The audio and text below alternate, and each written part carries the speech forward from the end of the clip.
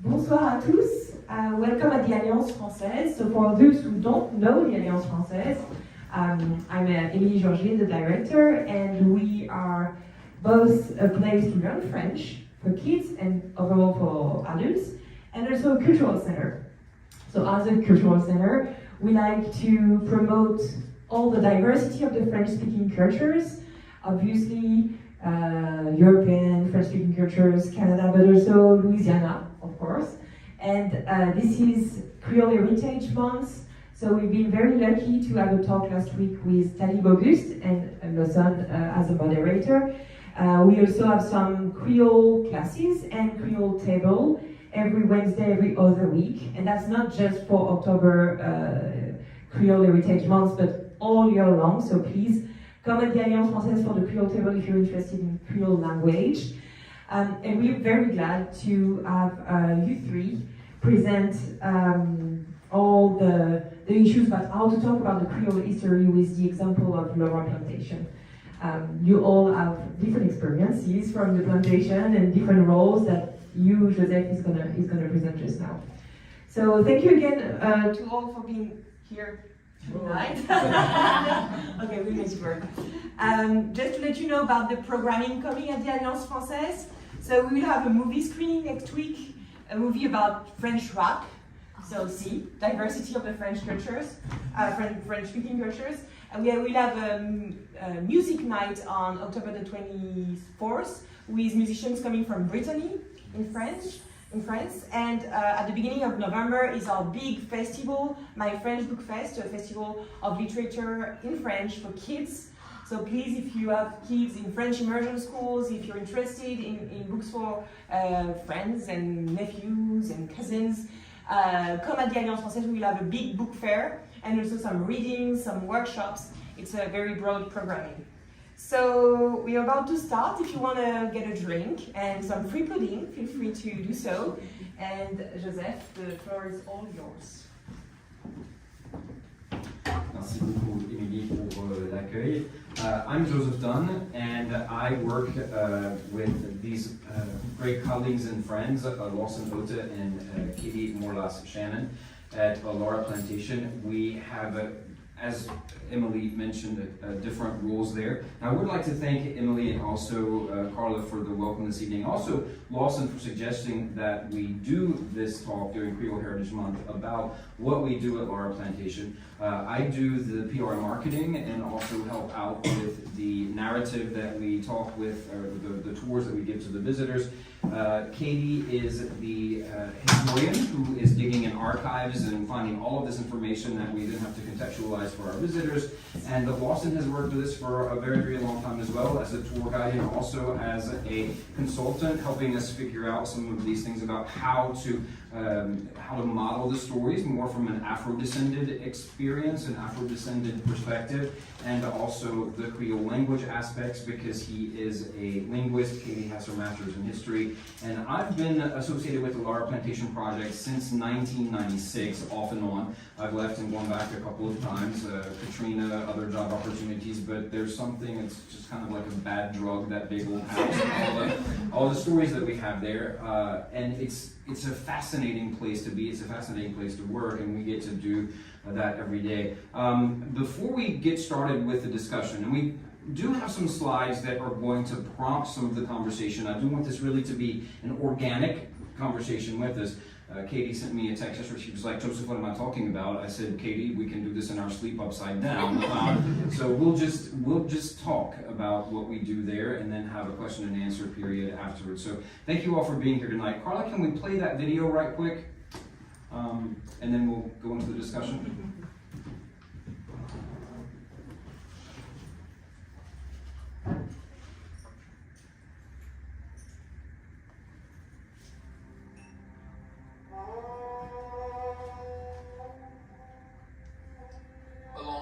Of the mighty Mississippi, Native Americans, French colonists, enslaved Africans.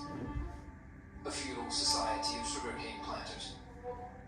On one farm, 4 generations of one Louisiana family, both free and enslaved, lived, worked, and died. Here is a tale, centuries in the making, and one Creole woman, Laura Plantation, recounts it all.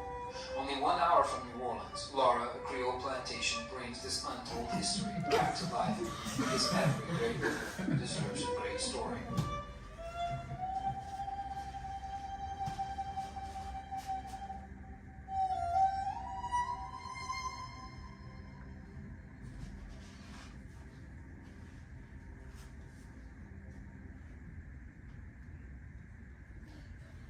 That's kind of the base for what we do at Laura, and back in 2016, we put together a series of 3 small commercials like that you can see on YouTube, and one of them is The Great River Deserves a Great Story, the other is Through the Eyes of a Creole, that talks more about the role of women on the property, and the last of the 3 is called The Faces of Slavery, where we do a little bit more focus on the enslaved population there. And we did those not only in English, but also in French. And if you can pull that down, I think we'll now pop to the back to the regular. And I do promise I'm going to let Lawson and Katy talk. So back at the very beginning of the project, when Laura Plantation was first opened to the public back in 1994, the main theme was where Louisiana is a world apart. And from the very beginning, that has been the focus of showing this is not really the American South. Louisiana is a very different place from the rest of the country, and I do have to recognize Sandra Marmillon, who's here this evening, who with her late husband Norman Marmillon founded this project and got it started back in 1993, opened to public in 1994, and it was really through Norman's work as the president of the German Acadian Coast Historical Society and Genealogical Society, and his work as a historian out on the river, that he knew that something had happened out in St. James Parish, and we'll get to that in just a moment, which was very, very significant. Before Laura's memoirs were found, there was something that happened back in the 19th century with, whoops, I turned it off. I'm not very good at this. Where's the thing? How do I make this advance? Which one is it? There we go. So anyway, and so back in the 19th century, Alcée Fortier, you might have heard of Alcée Fortier High School, was going around and he was collecting folk tales. And these folk tales are Compère Lapin and Compère Lupin. We'll get to that in just a second.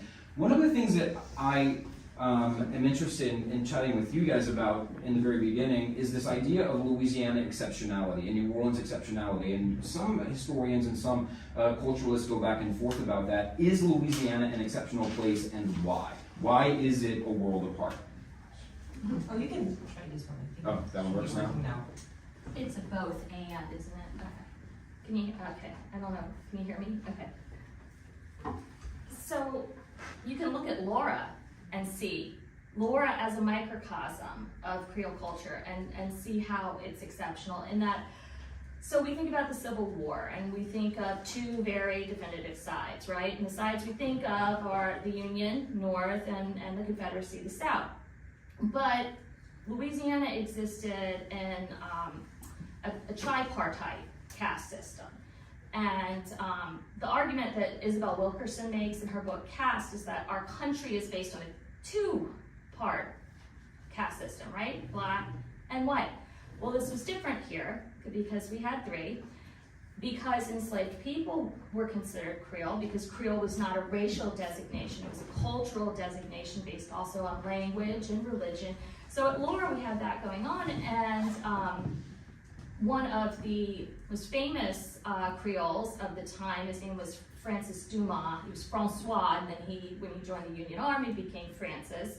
He was a major in the Union Army, and he was part of the 2nd Louisiana Native Guard, which was a Union regiment made up of free men of color from New Orleans who were French-speaking and Creoles, and they were in fact the ones who liberated the enslaved population at Laura and in the river parishes. So Flagy Duparc, who was the owner, one of the owners at Laura at the time, he is at the plantation. He remains while other people evacuated, and Colonel Nathan Daniels and his assistant, Major Francis Dumas, who is a Creole, he comes in and they have a conversation. And Flagy Duparc says to him, "I just can't believe that you took up arms against your own people." because in Flagey du Parc's mind, yes, there was a racial divide. We're not going to pretend that there was equality here going on between free men of color and a white aristocratic plantation owner, but there was a cultural heritage that they shared. And he said, you are a Creole. How could you take up arms against other Creoles, against your culture? So I think that's a conversation that was happening here in Louisiana that you would not have found anywhere else in the South at the time.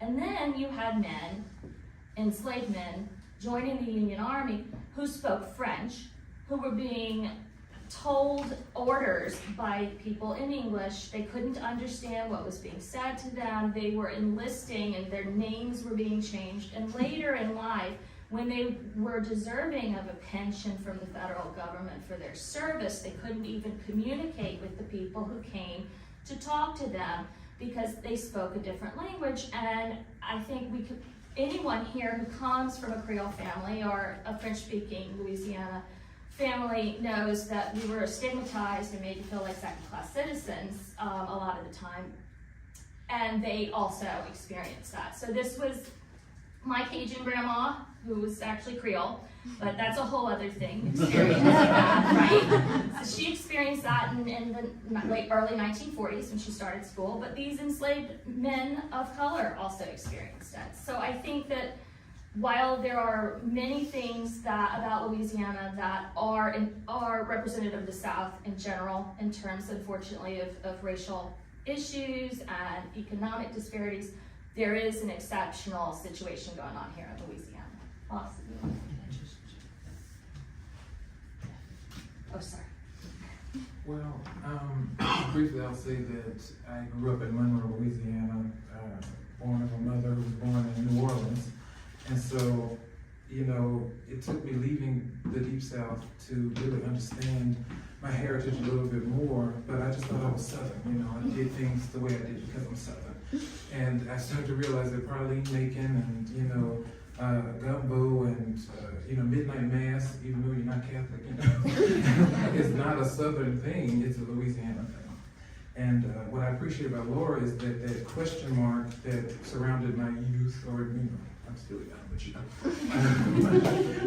my younger days, it was answered, the question was answered at Laura because the word is Creole, and everything made sense once I understood that identity, and once I understood the culture associated with that, and how the term developed over time. So I'm appreciative to Laura for that, and I do think that Louisiana is very much so the American South, but it is very much so the northern most part of the Caribbean, and we can't forget that. That's a great point. Thank you for those answers. So we mentioned this idea of Creole, and one of the things that I'd like to say is before Louisiana became Cajun, Louisiana was called the Creole state, and we have tended over the last 30, 40 years to have forgotten lots of things about what that word meant, how these definitions were used, and if anybody in the room has ever been to New York and you've gone into Chinatown, for example, you cross a street and suddenly you're in a place that's no longer the United States. You're seeing all the signage in Chinese, all the vegetables are different, and that was the case here once upon a time. When you crossed Canal Street, you went into the Vieux Carré, and then everything was French. We don't have these reference points anymore for there once upon a time having been 3 municipalities in New Orleans, where 2 of them were French-speaking, where everything, the commerce, the judicial system, the police force, the families, the school system, everything was in French, and then you crossed Canal Street coming upriver, and then everything was in English. Those reference points have been lost, and with these images here, I've sort of made one up there in the corner where you can see the 2 French municipalities, the Francophone municipalities, were downriver, and the English municipality was upriver. This is sort of an illustration of what Creole Louisiana was, where people were calling themselves Creole. This is from L'Abeille, which was the French language newspaper published in New Orleans until around 1922, 1925. There are different dates that float around about when it last published. But you'll see down here at the bottom, it says, dans toutes les paroisses créoles. So that's all of that area over there that since 1971 has been called Acadiana. But that was once upon a time called les paroisses créoles, just simply meaning that that's where the French-speaking people were. And then we see from the 1960s this souvenir plate that calls Louisiana the Creole state. So even though there is today lots of, I would say, confusion and even controversy about what this term Creole means, if we go back and look at these kinds of reference points, the French language documents, and these ideas about identity and language and all of that, Creole once at a time just simply meant French-speaking Catholic in Louisiana. And this identity was in opposition in many ways to American English-speaking Protestant identity. We don't have these reference points anymore because nobody is really speaking French in their everyday lives, consuming services and things like that. So I did want to bring that point up. Did you guys have anything you want to say about these images here? What did these images evoke for you?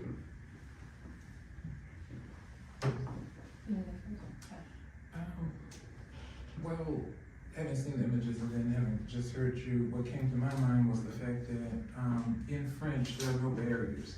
So the racial barriers that maybe keep me from sitting at a table with a Houma Indian person or with someone who is Cajun identifying from Lafayette, those barriers exist even today, whether people want to admit them or not. But in French there are no barriers. I find people embrace me in a way that they wouldn't if I were speaking English. And I just think it's so interesting, but that's what united us. Once upon a time, that common identity, Creole, was based on common linguistic roots and ties, and it's something that is lost. And so with the loss of the language is the loss of the unity amongst formerly Francophone Catholic people in South Louisiana.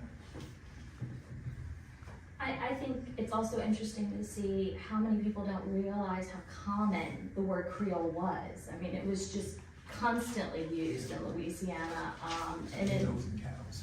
yeah, it described products, it described food, it described people. And if you look at even the earliest enslaved inventories, they're describing them as Creole, meaning they were born here in the colony. And originally that's what it meant, born in the colony. And it's shared cultural heritage. Another thing that I've been thinking about recently is the difference between, because Joseph talks all the time about language, and that is a huge component, but the religious aspect of it, the Catholicism versus the Protestantism.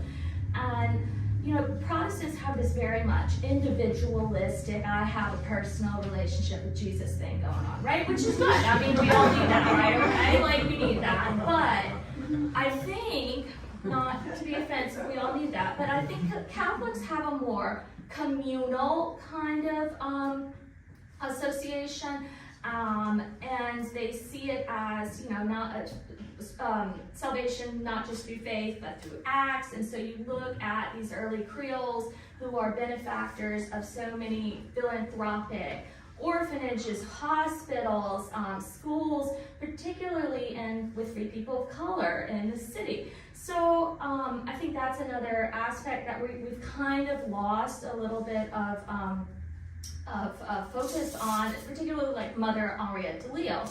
And it all goes back to identity, because you have people praying on Sunday, her prayer, but they're saying Henriette de Lille, and she wouldn't know who that was. She would be shocked. And so I think if we're going to pray to her, we need to say her name right, first of all, so we know who she is. And that all goes back to this divide that we suddenly had about we're not Creole anymore, we're Cajun, or we're, we lost track of some things, if that makes sense.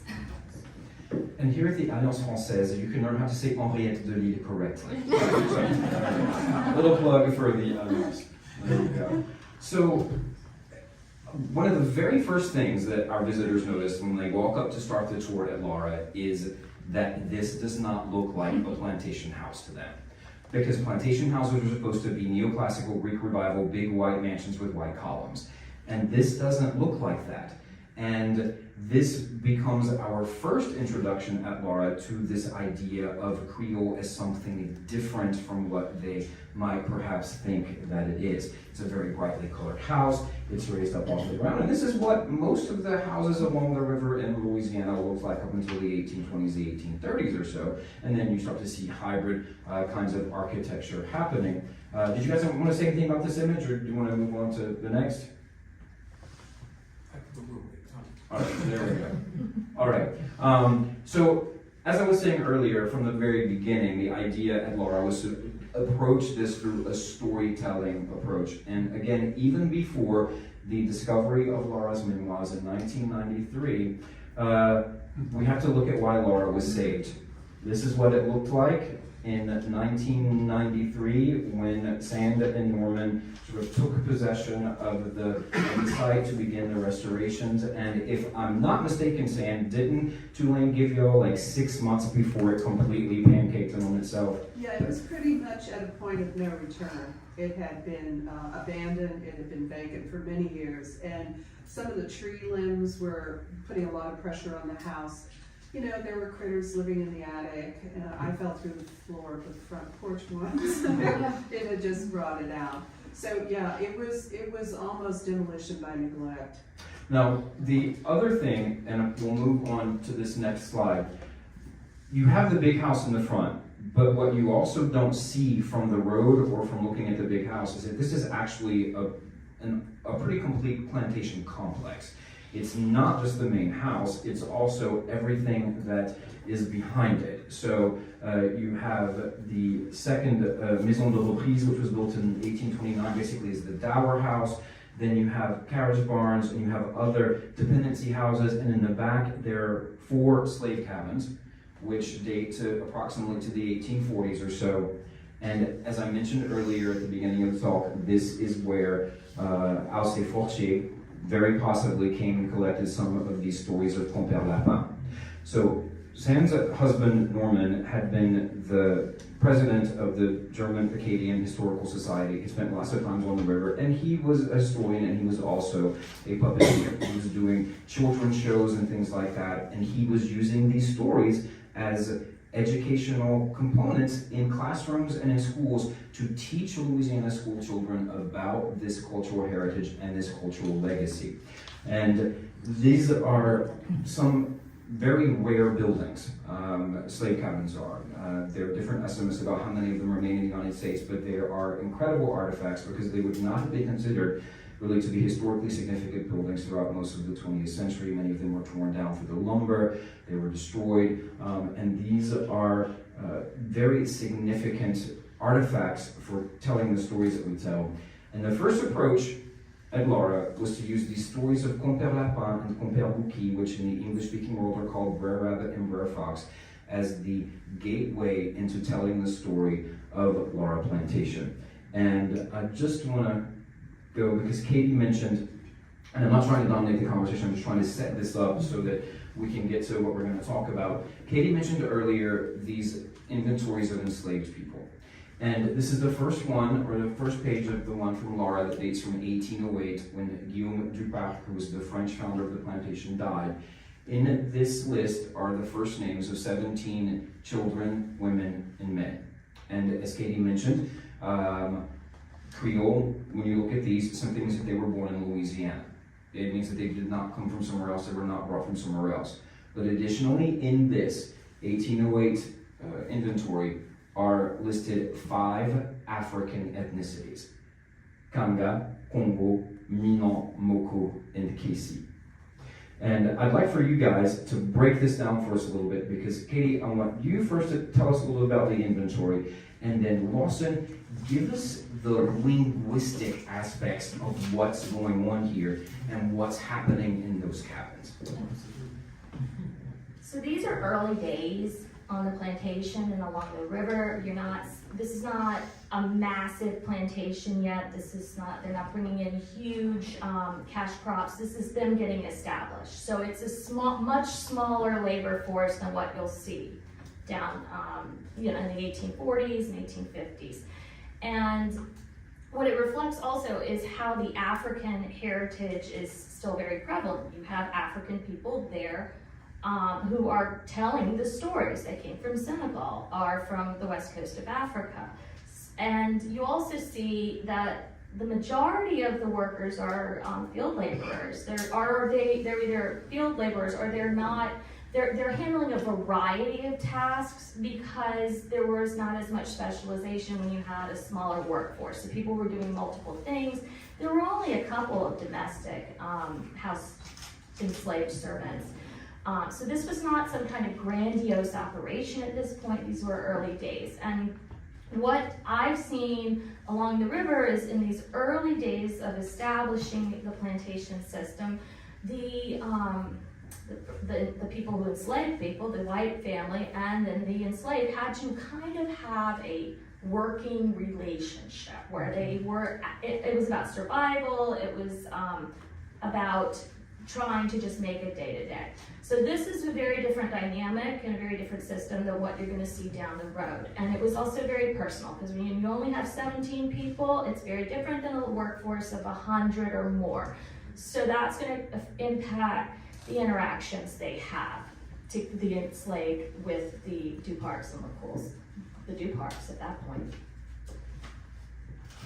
So I'll try to be brief, because I can go on and on about the linguistic just atmosphere of Louisiana at that time. But before you start, I would just like for you guys to try to imagine, because we always talk about the French colony. And when we say the French colony today, our reference point for language is the way that people speak French now. And we think that that's what was happening here. But this is a Tower of Babel. So, you know, this modest plantation home, you know, it's beautiful today, but it wasn't considered, you know, anything special back in the day. It was like a trailer next to a work site because they didn't have a lot of money in the beginning. They were basically just, they needed a shelter. And that's why these houses were torn down. And then in the 1850s, when you have the sugar barons and all of this, you have these grand, ostentatious Greco-Roman style houses being built in the place of these old plantation homes because they weren't considered special. But the size of the house kind of reflects the intimacy between slaves and masters in the beginning. They were pioneers, they were in the wilderness, they had to survive together, they were, their lives were intertwined in a way that we don't think of when we think of slave and master. We think of this huge divide between the big house and the slave cabins. That was not the case in the beginning. And I want to say that the ethnicities listed reflect skill. You listed on the registry next to the values of slaves because their value was determined by where they came from and what skills they had. From Africa, they came here with skills. So this is important because what's going on in Florida and the comments about slaves having learned something, having gained something from slavery, is just erroneous. They came here with these skills and then they taught other slaves to do the things that they have been doing for millennia in Africa. So that's important. They are listed ethnicities. There are listed ethnicities here because they reflected their value.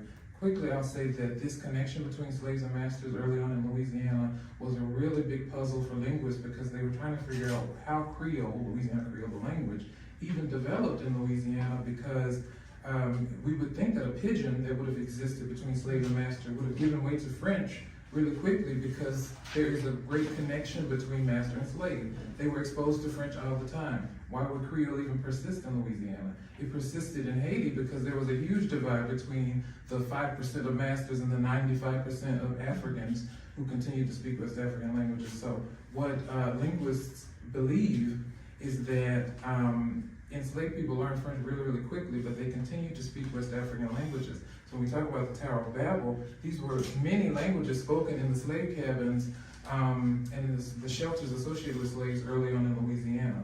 They spoke West African languages in their families, but outside, they were interacting with Africans who didn't speak the same language. So in order to ease communication, they used French words with a West African word order and structure. And that facilitated communication between Africans, not between master and slave. And Louisiana Creole developed amongst Africans attempting to communicate across linguistic barriers, not between master and slave here. And so this reality in Louisiana gave birth really to Louisiana Creole, which developed in a different way than Haitian Creole and the Creole of Guadeloupe and Martinique. And you see that Louisiana Creole is also really close to French in a lot of ways, because there was a 50-50 population split. 51% African, 49 or so percent European from the very beginning of Louisiana as a colony. So Creole has huge influences from French in a way that Haitian Creole was somewhat isolated from European French. And so hopefully that was understandable. That's fascinating. Thank you. Well, again, these are things that we really don't think about anymore. And then when we talk again about the French colony and we talk about the family in the house, so you have to also remember that into the second generation, so the founders of the plantation are speaking different varieties of French, because French is not yet a standardized language. Then you have all of the African languages thrown into the mix, and all these people have to communicate with each other. But who's bringing up the children? Who's bringing up the white children in the household? It's African women. It's Afro-descended women speaking Creole. So then within the second or the third generations, then the Creole language begins to dominate the French language. So you have white children growing up in these households who aren't going to start speaking normative French until they're 10 or 12 years old, when they get to school. So then what is happening, even though all of our historic documents are written in French as the normative language, Mounier t'es parlé créole, t'es pas parlé français. So these people were mostly speaking Creole among themselves, but writing things in more normative French and speaking more normative French in certain kinds of social settings with certain social registers and things like that. And that's the thing that only really began to dawn on me about 2 or 3 years ago. I had been asked to do a transcription and a translation of the 1811 slave revolt documents from St. Charles Parish, and it occurred to me that even though it's all written in French, the Africans the freedom seekers were speaking Creole, and the scribe sitting behind the table was obviously understanding everything they were saying, because he was then writing it in French. So he was translating simultaneously as he was hearing and writing the documents, the court records in French. So that's something I think we should always keep in mind now as we're looking at historic documents, what people were actually speaking, what they were writing, and how, as Lawson said, from the very beginning, the Afro-descended population and the white population were, 51, 49, 49, 51. I mean, there were constantly half as many Africans here as there were Europeans. Did you guys want to add anything to that? Very good. All right. This brings us all the way back to Senegal. And there is a very famous man in the French-speaking world whose name is Léopold de Sédar Senghor. He was elected to the French Academy. He was a Normandien, which means that at the basis he was an educator. And Senegal is a French colony. He wanted to sort of transition Senegal into a more French-speaking place. And he went around Senegal collecting these folk tales in the Wolof language, translated them into French, because children more easily learn new languages or absorb new languages or acquire new languages when they're familiar with the subject matter. And he published this textbook in 1953. In Louisiana, back in the 1870s, Alcé Fortier was going around collecting the folk tales of Compère Lapin and Compère Loupi in Louisiana Creole.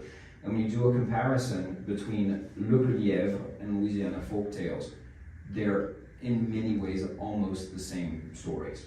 All right. Do you guys want to talk about this a little bit? Yeah.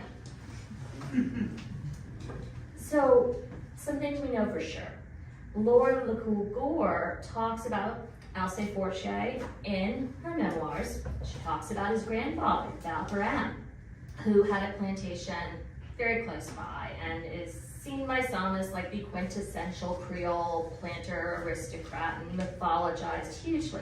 So to harken back to what Joseph was saying about learning Creole prior to learning formal French, Valperrin, the Valper comes from his enslaved Creole nurse. That's what she called him. It was Gabriel, but that was the name she called him.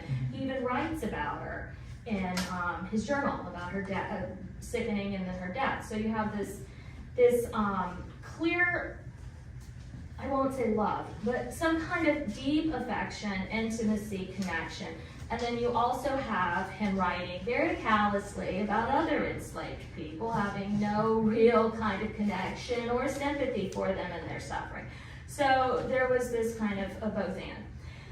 And we know that Alcée Fortier was close to the family, that the Valper M and the M's were close to the family. At Laura, they were connected, they socialized, and what we've discovered in many records is that the enslaved communities were interconnected. So they married within each other, they were neighbors, but they were family too. So these stories were told all up and down the river, and they were definitely told at Laura. And I think that it's getting increasingly difficult with the younger generation to say this in a way that they understand, because Brer Rabbit and that folklore has kind of missed this generation. It's not as recognizable to them. So we are kind of trying to think of ways to convey this very important story still at our historic site, where we really, I mean, this is quintessential to Creole. This is an important thing to tell, and to do so in a way that they'll find relatable. Now, another real quick addendum to this is that this is a classic example of erasure, okay, of denial of where these stories came from, who was telling these stories.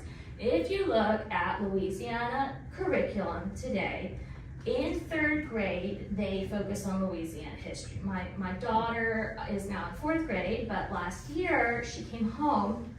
She told me all about their new unit. It was on the folk tales. They're Cajun folk tales. Did you know that? Except they're not, and she knew it because she'd been to see Aunt Sand at Laura Plantation, and she'd been going there her whole life. So I had to answer this question about, well, Mama, I thought that, the African people were telling these stories, and that was the origin of it all. And I said, yes, it is. She said, then why is my teacher telling me that Cajun people originated these stories? And granted, yes, Cajun and Creole people were telling these stories too, but they did not originate with them. So I think one of our jobs as Louisiana citizens, as people who are advocates for the speaking of French and for accurate history, is to, even if we don't have school-age children, to recognize that this is the future of the French language, of French in Louisiana, and we need to get involved and make sure fallacies like this aren't being told to our children. Well, I think it's interesting that, it is a part of Cajun culture in so much as Right. Cajun culture is Creole culture. And I think we forget to what extent the ancestors did not live segregated lives. The French Quarter was never segregated. The Faubourg Tremé, the Marigny, Bayou St. John neighborhood never, formally segregated. And so they lived together and they influenced one another. And so, 70 years ago, you might have just had French music, and now it's Cajun music and Zydeco, and near the Twain Show, meet. But things were different back in the day, and we forget to what extent our lives were not segregated in Louisiana. There was a racial hierarchy always, but segregation was not a thing in Creole Louisiana, just as it really wasn't a thing in Latin America either. Not in the way that it was in the United States. I will say about these, we do read these here at Alliance in the Creole classes, and what's really interesting is that these stories are sometimes the same. And they're the same, but the message is different. So in Africa, you have free people telling these stories. And so Luc Le Lièvre is a trickster. And maybe the message might be, don't be tricked, right? Don't be tricked by the trickster. But in Louisiana, Compère Lapin is a trickster, but the idea is do what you gotta do to survive. Because these are enslaved people telling these stories here. And so the moral is very different, even though the story is the same. And we find that very interesting in the classes. I see Ryan here as a Creole student, Mashira is here, a Creole student, so we have a few of our Alliance Creole students represented, but we have a really good time talking about these stories and what they mean, and sometimes the moral is elusive, but what's clear is that people identified with Compère Lapin his ability to trick others, but to survive, kind of represented enslaved people doing what they needed to do. They bought their own shoes. They made their own brooms. You know, they would work when they weren't in the fields for master. They were working in their own gardens. And there would be a salesman coming through, and he would buy things from them, and he would head on to New Orleans. And in what we call the French market today, La Halle, in the past, they would sell things made by slaves on plantations from New Orleans to Baton Rouge. And we kind of forget that they did a lot of things that they needed to do to get what they needed. But just to end on this, I'll say that in Louisiana we say, ton père Bouki fait gombo, ton père lapin mange lit. So, Compère Bouki, he makes the gumbo, but it's Compère Lapin that eats it. And another thing that this makes me think about is that, you know, at every plantation you're going to find that everyone's interconnected. Family crosses the color line, that is very Creole, and was often recognized. So we see it at Laura, we see it at Valcarem's plantation, and one of the things that was unfortunate about Forchet is that he recognized the incredible importance of these stories, but he did not recognize the importance of the people who told them. So when he records who told it to him, he'll use a first name once or twice, sometimes an old Negro in the Vacherie, okay? So they were anonymous. There was kind of a dismissiveness and a condescension to this whole thing. So, you know, you can laud him for recording them, but then you have to keep in mind that he was not very respectful of the people who were the culture bearers with this.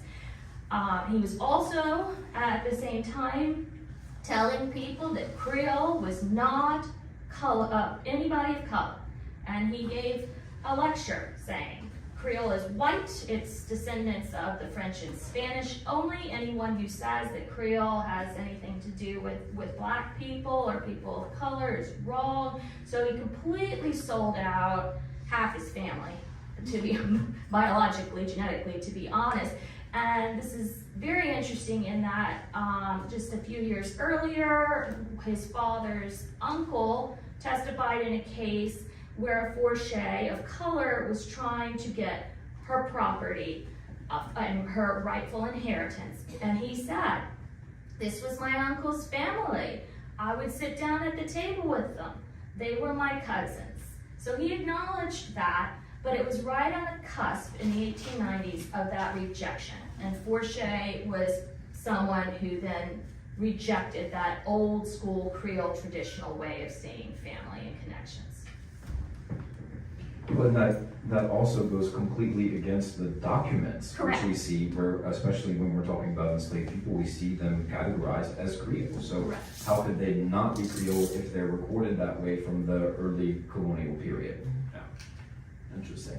So one of the projects that I'm actually working on at Laura is the creation of some panels that we will have up outside our gift shop that will be more representative of different aspects of the Creolite at Laura. And this is written in Louisiana Creole, and this will eventually have a QR code that will take you to a website where you can listen to what it sounds like. You can read different things about it, and I'm doing that project with the government of Quebec through a company called DigiHub, and also with the Laura Center for Creole Heritage. So I need to give you things that we can work on together, because I can write the stuff in French, but he's more the expert in the Creole than I am. So that's going to be a lot of fun to do. Then we get to the discovery of Laura's memoirs in 1993. So Laura was a great-granddaughter of the founders of the plantation. She had sold the plantation and left Louisiana in 1892 to move to St. Louis, Missouri, where her husband was from, and her memoirs, and over there on your left is a facsimile of the first page that she wrote in her very flowing 19th century script, and this then became the window into the Duparc and Loucou family. It's a first-hand account of life on the plantation, and that's a photograph of Laura there in the middle. And all of these people over on the other side are members of the family who were blood relations, both black and white, all of them Creole, with some connection to this family.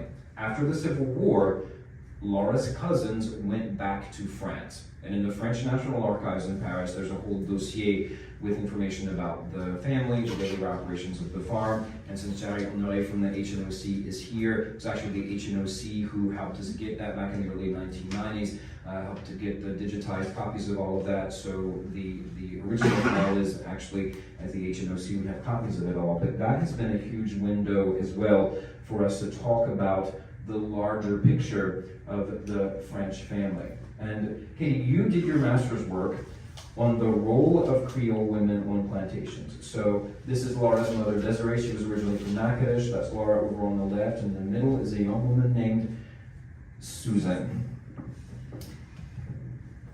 So we were talking about Louisiana exceptionality and are we really all that different? And with women, yes, from the very beginning, because in the Anglo-American and the American colonies, they practiced a common law system of primogeniture, and it was male dominant, men inherited, men owned property, firstborn male son gets more or gets the bulk of it. Here in Louisiana with the civil law and forced heirship with successions, it was all divided equally between the children. So women from the very beginning inherited, women were allowed to own property, women were not seen as their husband's property. Now, was everything perfect and ideal for women here? No. But it was dramatically different than in the rest of the South or the rest of America, which is deeply ironic considering that, you know, this was the stronghold of democracy, and yet here we are in a more feudalistic system, but women had more rights. It just was the way it was. So you see these women stepping up and taking on this matriarchal role. It's accepted, wholly accepted by people in society around them. And this was several generations of women, particularly Laura's grandmother, Elizabeth LeCool, who ran the plantation just after the Civil War and really dealt with the difficulties that arose in terms of managing the plantation with free labor and figuring out ways to keep it afloat. I think that there's also this misconception that women are gentler or more emotional or more connected with people. Now this can be true, but I mean we're all individuals, and I'm here to tell you that slaveholding women were just as brutal as slaveholding men. These women were tough, they protected their property had happened to be enslaved, and they did things like had people branded for running away. They tried to circumvent legal laws that said that children under the age of 10 could not be sold apart from their mothers. They tried to circumvent that. They punished people in all kinds of brutal and horrible ways. So while we can celebrate the role of women here and that they were leaders and they had business acumen, we also need to keep in mind that it's complex, I think. This is more of a New Orleans thing, but I always think it's interesting how women of African descent were able to keep certain aspects of their cultures here, and how, you know, necessity kind of made a space for women to have more rights in Louisiana. I mean, if you educated only one of your children, that was your oldest son, and the mortality rate was as high as it was, your family would lose its fortune really soon. You had to make sure that all of your kids were prepared, and, you know, half the time they realized that women could do it, and that was their best child to take over. But also, you know, women marrying into other families with husbands 20 years older than them. I mean, the reality is that they were often widowed and having to, you know, hold things together. That's the reality. But for African women, I tell the story of Rose Nicole, who sold coffee in New Orleans, and before Café Du Monde, Café Beignet, and all of this, she made it a popular thing to drink coffee in the streets of New Orleans. But she bought her own freedom through her entrepreneurship. And so I was telling the story to a Benin-wise woman on my tour, and she said, well, you know, Lawson, that's like my mother. She had her day job, and she was a housewife at one point, but whenever she needed a little extra money, she would go down to the market and sell things and do what she had to do. And these African women were continuing to do that in the New World. Bought their own freedom, oftentimes bought the freedom of their children and their husbands. And so that's a beautiful aspect of Creole culture. So you see women having a different role here as enslaved people, as free people, as plantation owners, as enslaved women on plantations. I just think it's interesting. So the young woman in the middle, as we mentioned, is named Susan. Susan's father was an enslaved man whose name was Edouard. Edouard had been off to fight in the Civil War on the Northern Union side. He is one of the men that Katy mentioned earlier, for whom we have a Civil War pension record, which is a very, very detailed account of his whole life. So if you are familiar with the slave narratives that were done in the 1930s with the WPA, those were elderly people who had been enslaved as children, but when we look at Civil War pension records, for example, they're much more detailed because they're coming from the memories of men who were in their teens and their 20s when they went off to the war, so they're much more vivid. And they were basically extremely vetted when they were trying to get these pensions. Just imagine elderly people who can't speak English being drilled by English-speaking bureaucrats from Washington, D.C., and some of the pensions were denied because they could not properly pronounce a word or something like that. But I want to talk more about Susan's grandfather. Susan's grandfather, Edward's father. We're talking about 3 generations of enslaved people here. And I do want to point out that when we started doing tours at Laura Plantation back in 1994, we were really the first place to talk about slavery openly, because through Laura's memoirs and through the documents that came back from France, we had very detailed accounts. And what's interesting about Laura's memoirs is she wrote them when she was 75 years old. And almost everything that she writes checks out. It can be verified. And Lawson, you have a particular attachment to Susan's grandfather, who we call him Pa Philippe, and the story of the griot as the tradition bearer and the storyteller. And I would like for you to tell us in Creole what Pa Philippe said to Laura, and then I'll read it from the memoirs. Should I set it up or No, just briefly? just say what he said to her. Okay. So Laura asks him, Kofi to gen cicatrice, soyez, why do you have those scars? And he'll explain why the scars were there. But he said to her, Laura, mouvier Aster, mais comme t'es jeune comme toi, moi t'es esclave ici, et m'autolé m'aucun la liberté.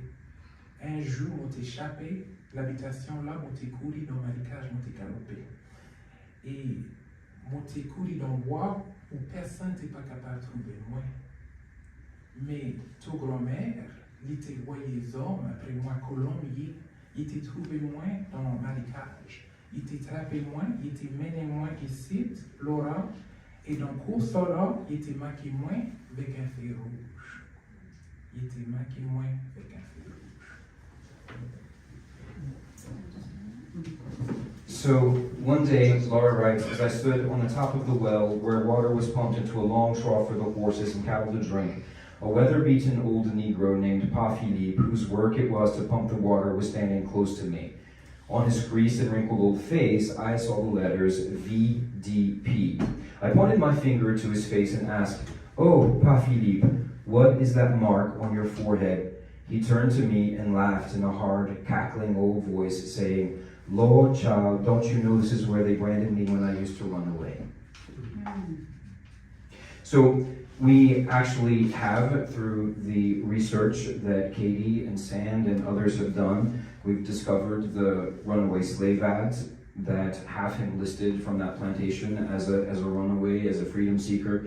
So this is a big puzzle, obviously, to put all these things together to verify, because you can have a first-hand account, but then going into archives to try to find the supporting documents that go along with that. And that's a lot of the work that you do, Katy. And then as we're pulling all of these historic documents together, pulling all of that down into, I say, kind of bite-sized pieces for our audience to bring them into this world so that they understand that these are personal first-hand accounts from people who were enslaved at Laura.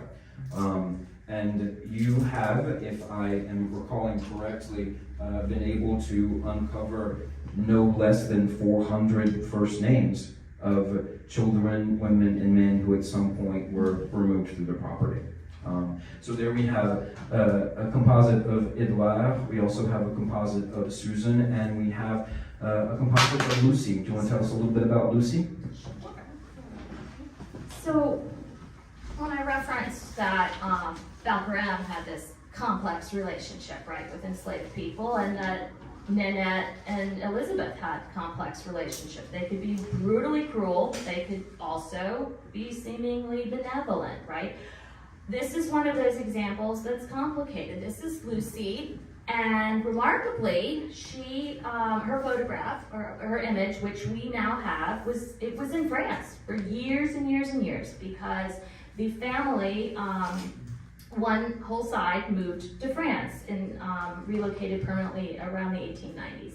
Now, Lucy was born into slavery in Virginia. She was of a mixed racial background, and when she was about 8 years old or so, she and her siblings and her mother were sold through the domestic slave trade down to New Orleans. And Raymond Lecoul, who was Laura's grandfather, purchased them, brought them back to the plantation, and employed them forcibly as domestic servants. And very tragically, he sold a couple of her siblings and her mother, but they kept Lucy. And Lucy was assigned to Aimée Lecoul, who was Laura's aunt. They grew up together in this relationship in which they were intimately bound, and yet one clearly was favored, had rights that the other did not have. So it was very, you can only imagine the psychological ramifications of that, like this relationship in which there's this intimacy, this bond, this closeness. They grew up together, and yet there's clearly a difference, a huge, vast difference too. And then when Lucy became an adult and Aimée married, she became the nurse. They called it a nurse, like a nanny to Aimée's children. And then Lucy lived out the remainder of her life in the Lecoul's French Quarter home. She brought in her elderly mother and nursed her there. She was clearly someone that the Lecouls had some kind of rapport with, some kind of closeness. And at the same time as they were branding people and doing these horrific things, they were also somewhat sympathetic to Lucy, but Lucy probably always had to question their motives and live in a way that was really traumatizing at the end of the day. We know she and her husband actually earned enough money to buy property in Carrollton. They owned a little house, and she died here in the city. And the remarkable thing is that her husband, he inherited from her, and then when he died, he passed it on to their nieces and nephews who were back home on the plantation. And they then got, each one of them, they sold it to a mortgage company, they got nest eggs, and they were able to have a little more funds to survive on. And that's what you see at Laura all the time, these kinship networks that are formed of people supporting each other. They supported each other and got themselves through slavery, and they stuck together afterward as well. So I just want to come back to something that Katy said earlier about when she was talking about the women and she was talking about the civil code and all of that. Would you agree, and please correct me if I'm wrong, in many ways, information about genealogy and those kinds of things is more accessible for Afro-descended people in Louisiana because of the Civil Code, the notarial archives, the Catholic Church archives, and we also have Director OC from who's a genealogist. Do you agree with that? Is it more accessible for Afro-descended people in Louisiana for information than, say, the American South, for example? Absolutely, because of the availability of the Sacramento records, which help to document their lives, just because of the sheer number of transactions that Kay and I and others have pursued in parish courthouses that document these communities, both enslaved and free, between census years, absolutely. And so these are the kinds of stories and the kinds of things that we're talking about at Laura when we have visitors coming through, how we use the setting of the plantation, the house, the slave cabins, and the grounds as this juxtaposition to what people think was happening on plantations, and oftentimes it sits way outside the box of the idées reçues and the mythologies. In 2017, we opened the how do you call that in English? The exhibition from the big house to the quarters, because there is so much information, and even now, this is out of date because Katy's discovered more things. We opened this in 2017 because it's impossible for us in the time that we have doing a tour to talk about all of the different aspects of this, and it's broken into different sections, so you can look at healthcare, you can look at the division of labor, you can look at what was happening during the Civil War. You learn that Fats Domino's parents were from a piece of what had been Laura Plantation before they moved to New Orleans. And there's one room, this room right here.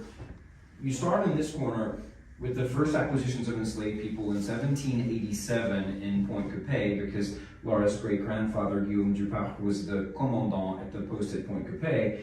And then you wrap all the way around to the other end of the room, and that is just a tiny fraction of the transactions of the buying and selling of human property that we have on display. But you have been able to develop and curate entire biographies for some of the people who were enslaved at Laura. Do you want to talk a little bit about how that work operates? Sure.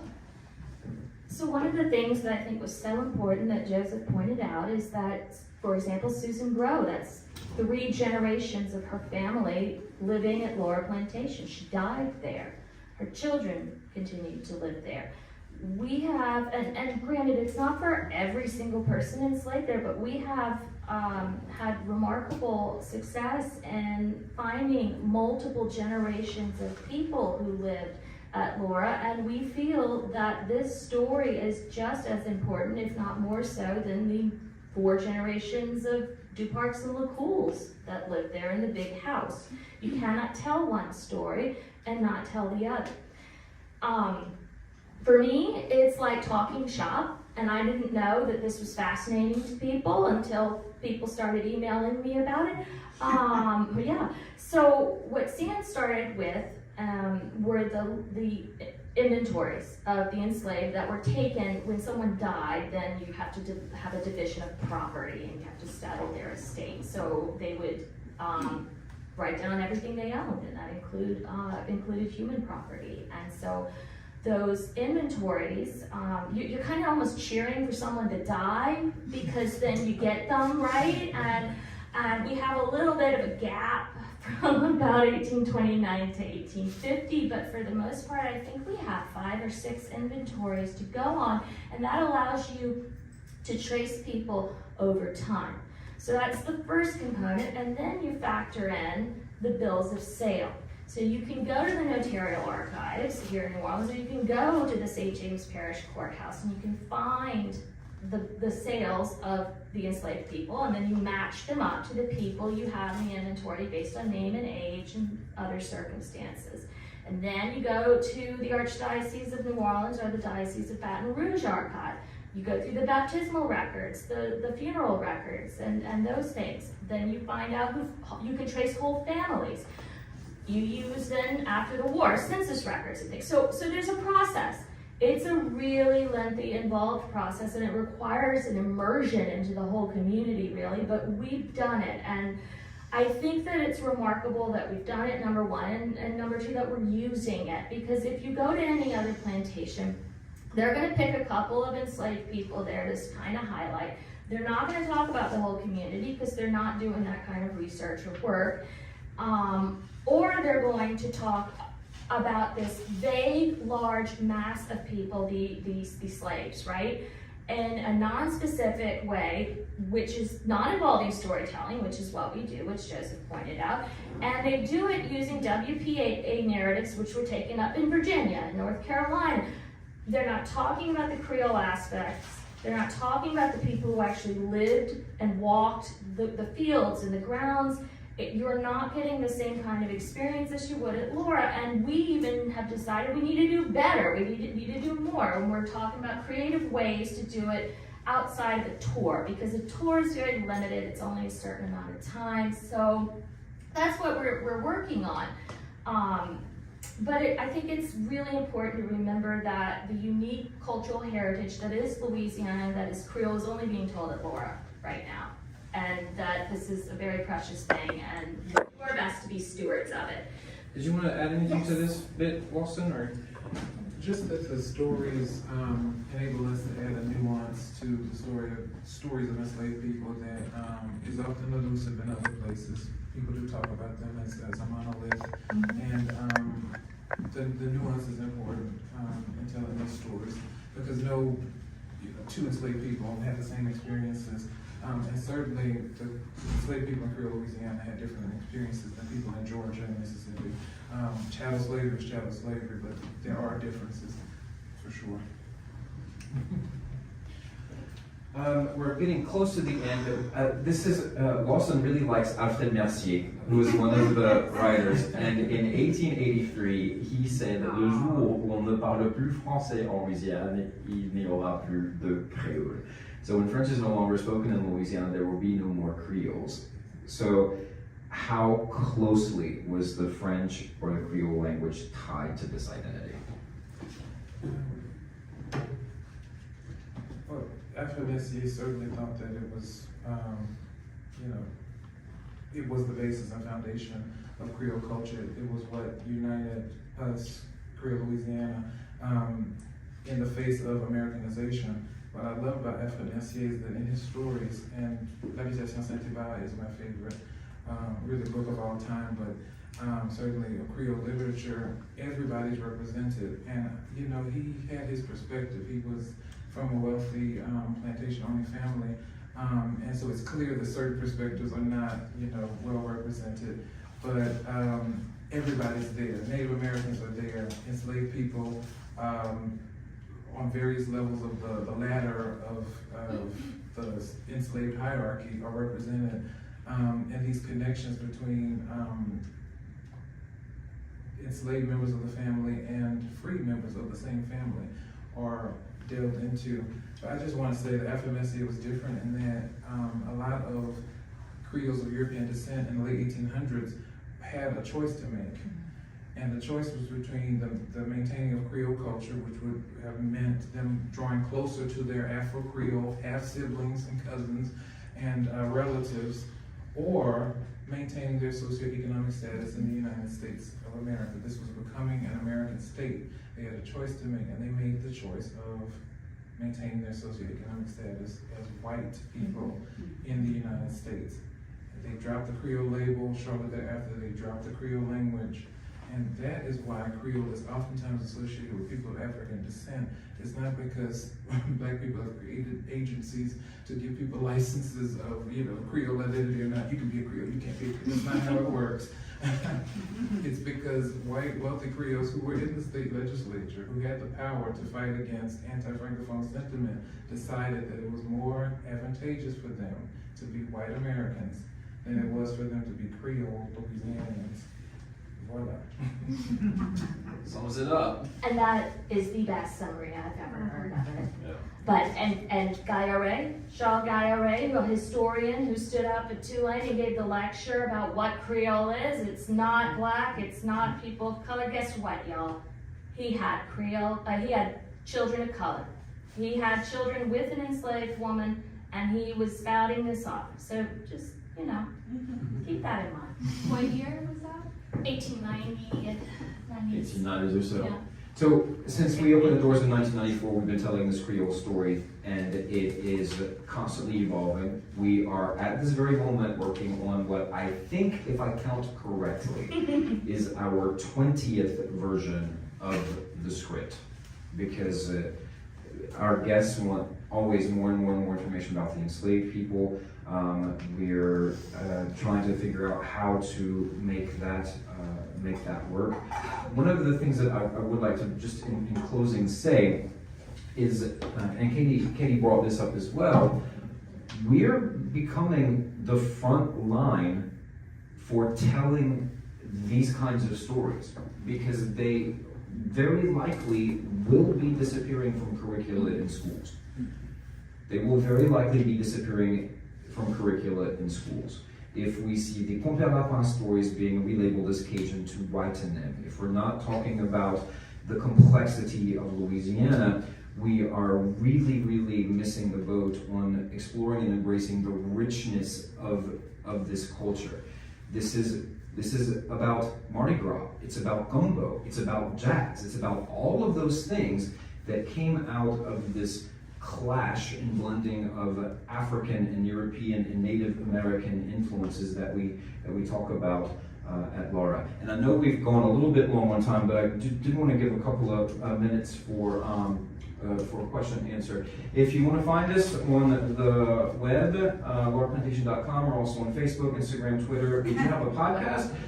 It's the Laura Plantation podcast, and I just did one last week with Dr. Angel Adams Parham, which y'all need to listen to. Was really, really good. She is an African-American scholar. Her specialty is the Haitian presence in New Orleans in the early 19th century. And we talked about a lot of things beyond just the Creole thing. We talked about how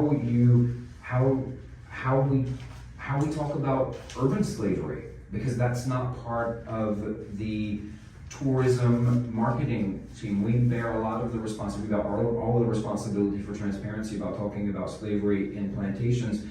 The city is completely exonerated and exempted from it in many ways.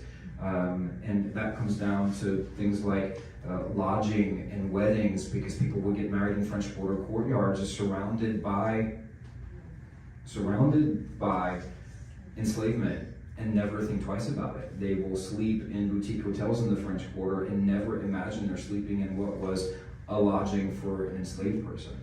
They'll get married in St. Louis Cathedral, and that was the largest institution of enslavement in Louisiana before the Civil War, and never associate any of those spaces with slavery. And I think going forward in the tourism community, in the cultural bearer community, we need to be really talking much more about how the global phenomenon of slavery actually exists here. So, did y'all want to give some closing comments right quick? I think that we don't fit in a box, we don't fit the historical narrative, we don't fit the accepted view. And it goes back to the caste system and the need to classify black and white, English and foreign, right? And what is American and what isn't American. And so we don't fit any of that. And we don't want to have a both and kind of culture. What we want an either or. And we're seeing that all these issues, Joseph and I talk all the time about everything that we talk about at Laura is absolutely relevant today. You will find a modern equivalent of it, or in a way that the history we talk about informs what's going on today. That's why we have to tell these stories, and more we have to show as a nation that we are not an either or, we are a both and we need to stop looking at things in this black and white dichotomy and see the nuance in each other, in our communities. I agree, and I just want to say that my grandmother, who was born in 1929, knew enslaved people. She knew slaves. The elders of her community had been born as slaves. And, you know, it makes sense if you were 70 years old, 80 years old in 1929, that's the reality of your life. But what I love about Laura is that even though I had that old tradition in my family of, you know, my own family's enslavement or slavery in general, what Laura gave me was documented, you know, facts, dates, and all the things I always knew. I could say the Bambara tribe brought this to Louisiana.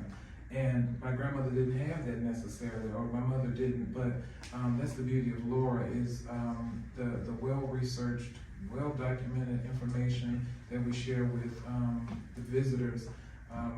It's a fact-based tour, and it gave me so much of a foundation on which to stand in my truth, what I already knew, but it was documented, it was dated, it was, everything that it needed to be for it to be received by others in the right way. So I'm so thankful to Laura. Thank you. Do you guys have any questions? We'd certainly be glad to chat a bit. Yes. I think Lawson mentioned that, excuse me, that this Creole may have developed as a sort of lingua franca, a sort of bridging between, standard 18th century French or whatever that some of the owners may have spoken, and whatever dialects or whatever among the enslaved population. So I'm curious about, I noticed when you showed a historical document up there, the different spelling from standard French, where K's are used, where C's have been used, and all that. So how much literature, like literature at some extent, such as short stories or whatever, or maybe just letters, is there that's actually written in Creole, or did more literate people write, say, in French but speak in Creole? Was there some kind of split like that, which does occur a lot in sort of colonial situations?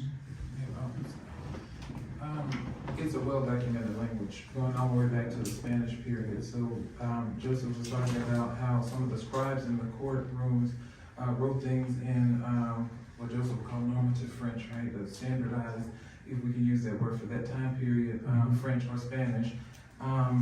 But sometimes the scribes wrote it exactly as it was said, and it was said in Creole. And we have references to what we call Creole all the way back to the Spanish colonial period, because they expected enslaved people to learn the language of the slaves, and that was Creole. So all the way back then we have documentation, kind of sparse, but it's there all the way back to the 1700s. In the 1800s, we have a lot of usually white Creole authors writing down stories that they had grown up with as children raised by people of African descent.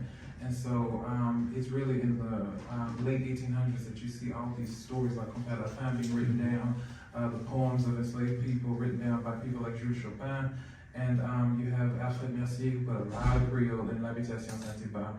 So if you get it in English or French, you can see Creole and it's translated into English or French for you. So it's a good book to read. And also Sidney LaHousse, a female author, wrote a lot in Creole. So it's a well-documented language. They wrote it as a French person would write it though. And sometimes they wrote things that didn't need to be written differently than they would be normally written in French, but they wanted to say, this is Creole, this is Black French. So we don't need to spell Compas, C-O-M-P-A-I-R. The regular French way to spell it is pronounced the exact same way. The point of doing that is to say these are Black people talking, this is not white people talking. So well-documented language, for sure. Was the grammar affected or influenced in any way by African languages? Absolutely.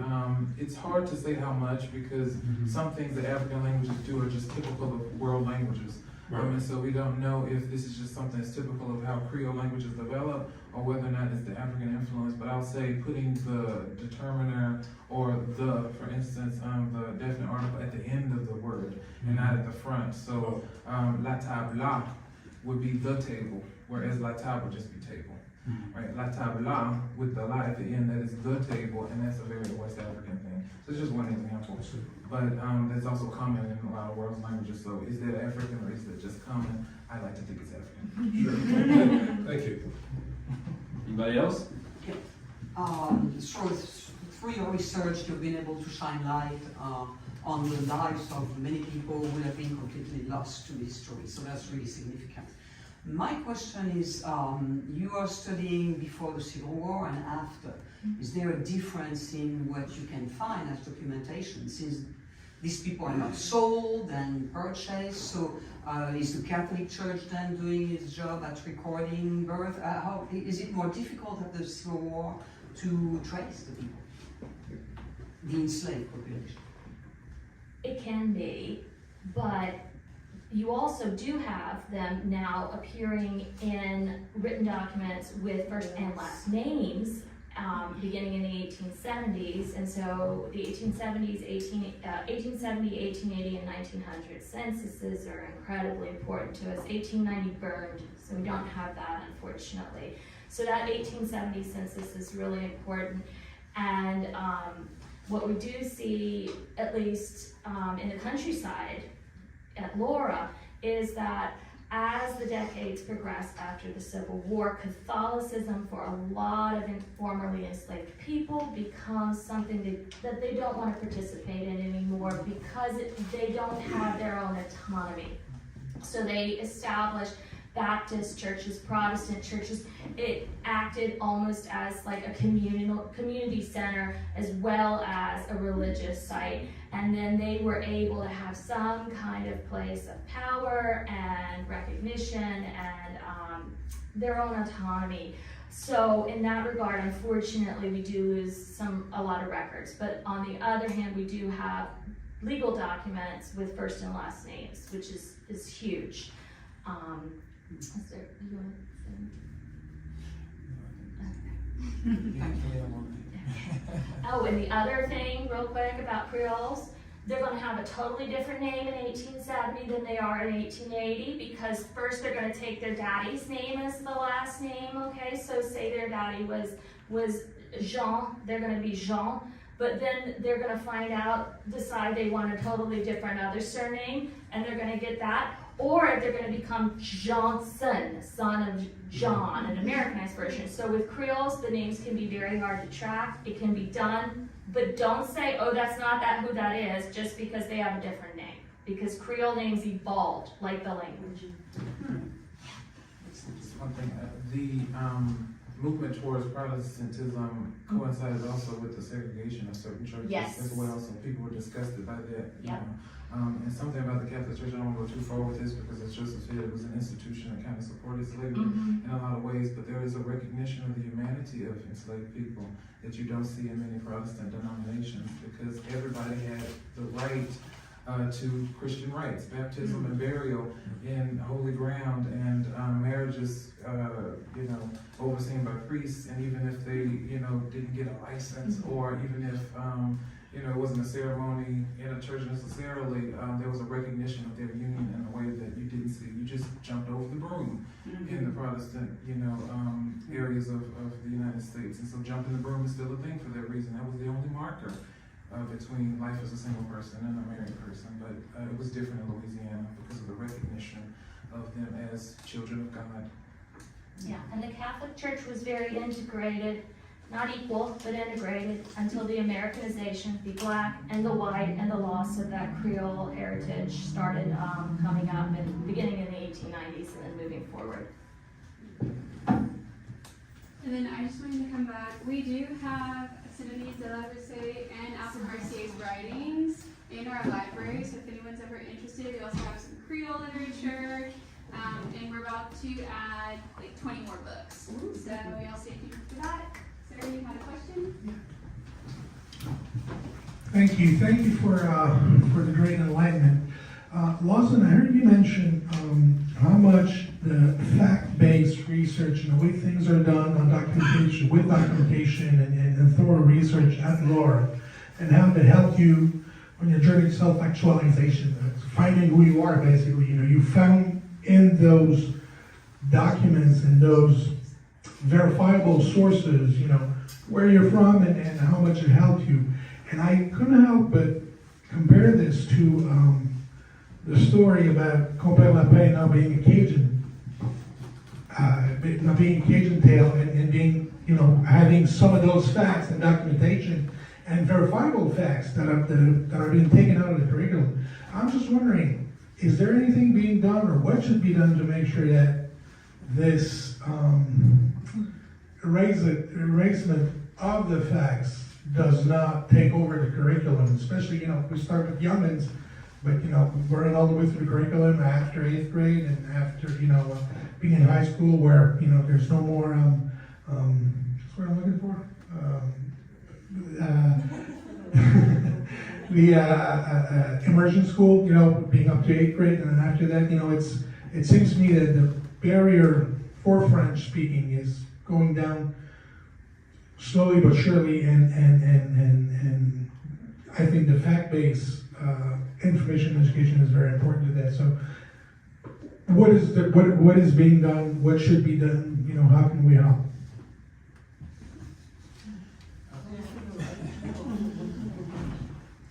I'm not sure what can be done in public schools because of, you know, the divisions. What I do like about France, and maybe it's a good thing or bad thing, I don't know, is that there's a national system. And so Le Bac in, you know, Nice is Le Bac in Poitiers in Bordeaux, and there's a standard across the country.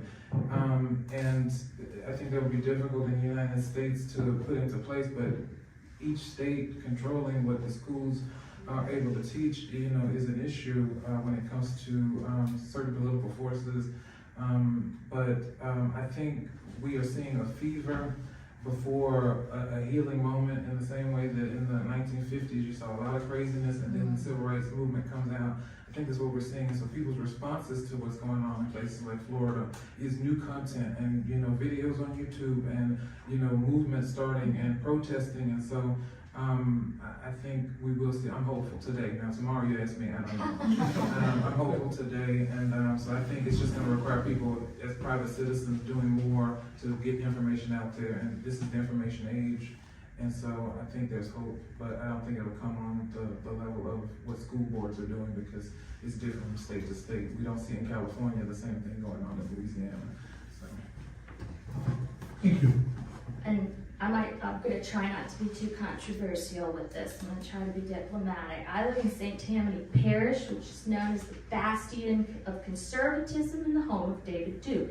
So it's just the truth. And my little children are in public school there, so I see firsthand what's going on. Who you elect matters. How you vote matters. People don't, I think we're only just now, for some people, realizing that. And some people who are one-issue voters might need to reevaluate things, because what's happening in Florida is coming here. It already is. All right. So you need to not be afraid to speak up. And we see that in the civil rights movement. We see that with slavery. We see it in our history, that people were afraid to speak up. People didn't want to stand up. People did not want to engage in controversy. But the bottom line is we have to, or we're going to lose it all. There's a larger piece to this, that unless you're doing the kind of work that we do, and then also kind of keeping an eye on curricula, a lot of people miss. Visitation at historic sites in the United States generally is plummeting, generally. There was an article in the New York Times a couple of weeks ago about declining visitation at Williamsburg and what Williamsburg is trying to do to curb that trend. There was an article in, I think it was the Washington Post, about the Guggenheim Museum and the kinds of things they're trying to put in place. So historic sites and cultural sites, museums, they're seeing declining visitation. I think that is directly connected to curricula, because with the focus on STEM in K-16 curricula now, there isn't a focus on humanities, a focus on the arts, or a focus on languages, which is very important for us here in Louisiana when we're talking about French and Creole, which is creating a complete and total disconnect to these kinds of places. And our challenge is that if we don't have visitors coming through the door, the work isn't being done and the stories aren't being told. Because we're not France and we're not Canada. We don't have a big pot of federal or state money that helps us do restoration projects, that helps us do research. It's all generated by visitation. And if people aren't coming through the door, the buildings fall down, the slave cabins aren't preserved, Katie's not in the archives doing the work, I'm not pushing social media stuff out and doing podcasts and doing the kind of work that we do, and then the stories are literally not told. The stories disappear. So the sites disappear and the stories disappear. And I do believe that I was talking with my colleagues from Laura Plantation and from St. Joseph and Felicity Plantations the other day, And they're in the same dilemma, where how do we remain relevant to a visiting public? And we also have the added weight at plantations of the difficult history of slavery. And there are people now who are going to make the conscious decision not to visit a plantation because they think they're going to get their grandmother's hoop skirts in a julep store, and they think that by paying admissions to a plantation is also further exploiting enslaved people. I'm going to come back to this, and this is going to sound a little bit controversial, in the fact that we do bear all of the weight of transparency for talking about slavery, but urban spaces are completely exempted and exonerated from it. If there were a plaque on every building in this city where people were enslaved, it would blow your mind. Every built space in the city that exists before 1865 is directly connected to slavery. And I had that realization when I was walking around Paris one day, because there are plaques on the sides of buildings that tell you this person was killed here because they were fighting for the resistance. And on some schools they have these big blue plaques that will tell you how many Jewish children were taken out of the schools and sent to the camps. We don't have any kind of physical representation or physical commemoration of the fact of what built spaces in this city are connected to slavery. And I think that it would blow your minds if you saw it actually represented. Not to mention the fact that New Orleans was the largest slave market in North America. So there were buildings intentionally just for housing enslaved people, selling enslaved people, incredibly dehumanizing, horrible things that we just walk by. And you know, we need to celebrate the architecture that we've saved and preserved, but we also need to recognize it's just as complicated as a plantation. Yes. I was just going to point out that the first slave revolt in the colonies took place in New York City. And there have been recent finds in places like Brooklyn and Boston where they found religious items from slaves who were enslaved there into the 19th century. And it's little known about because they didn't have the large plantation economy, just as the Upland South didn't have the huge plantation corvettes because they didn't have big farms. But the slavery reparations movement has done wonderful research on tracing exactly how much, say, Wall Street, things like the John Hancock Insurance Company, all of the major banks, they got very, very, very wealthy from insuring and lending money to the huge plantation economy when Louisiana was, because it was sugar you mentioned, was the richest state in the Union. There was a lot of money to be made from financing that and dealing with it. And this is something that is just totally erased in the North. You will never, ever see any reference to it or anything unless you go into things like the research, the reparations that have been done, and some economists have done where they've traced back, just like some economists in India have traced how much the British The Raj, yeah. took out from the Raj. And it's gone. It's totally gone. New York City was the major place for building purpose-built slave ships. It was the world leader in that, along with the British. And that entire thing has just been erased. It's all Puritan virtue there. You never know that they ever made a dime off of that. And of course, the Industrial Revolution, and a lot of the abolitionists talk about the dignity of free labor. But it took 75 years after the Civil War before they stopped machine gunning workers who were striking. But that was textile factories in New England and in New York that were weaving cotton that came from the slaves. Correct. So all of this is, we have. It's all intertwined. It's all intertwined. American Morgan said once that the U.S. should have been named the United States of Amnesia, and it's true. On the same topic of the importance of historic sites, I'll just point out that since you mentioned the slave revolts, the largest slave revolt in American history happened in St. John Parish at what is Woodland Plantation. Right. That site was open it's one of the most significant sites for African history in the United States. they closed after a year because they could not generate enough visitation. So, how we value history and how we value these sites is also really, really important. And we struggle every day with trying to figure out how to remain relevant and also how to keep visitors coming in the door, because we do believe fully in what we do and we want to continue doing it, but if we don't have visitors coming through the doors, it's just not going to happen. Yeah, and you this may sound vulgar, we're not supposed to talk about money, but bottom line is people are clamoring for these stories and saying, we want to hear these stories. They're important, tell them to us. They're trying to hold people accountable finally.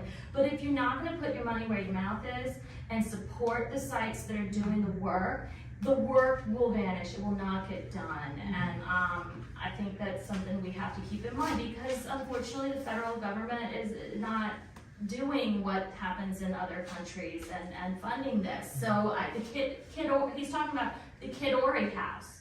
I mean, that's a big deal, and people just didn't come. So.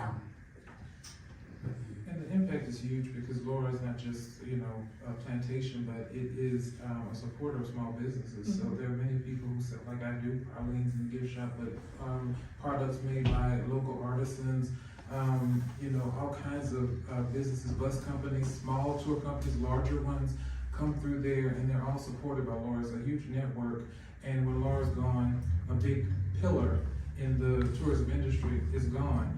And I want to say I was inspired to start a tour company through my work at Laura. So how many people have come through there, been inspired, have gone back to their classrooms and integrated these stories and this information. The impact cannot be measured, literally can't, because we don't know how much Laura has influenced so many people, because they didn't write back or they didn't come back to say this is what I did. And so, yes, I think the impact. All right, well, I think Emily and Carla have been so gracious to host us tonight. Thank you so very, very much. Thank you all very much for coming. And if you have questions, we're easily findable through the Laura Plantation website. So Thank you all so much. thank you very much.